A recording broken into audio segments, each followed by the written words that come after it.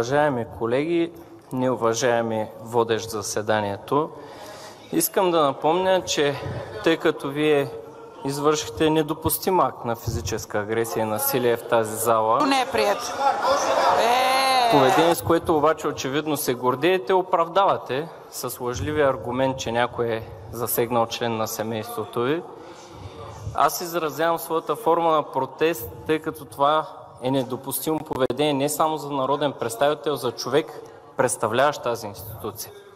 Актовете на насилие в нашето общество са недопустими, но пример да се дава от тази зала е още по-недопустимо. В контекста на системното изразяване на език на омразата, физическо насилие, пред театри, кина и в тази зала, изтръгване на кабели, проваляне на заседания, ви моля и употребявам тази дума, колкото и да ми е трудно към човека, който води заседанието. Осъзнайте какво извършихте и освободете това място, докато не намерите начин да кажете, че сте допуснал грешка.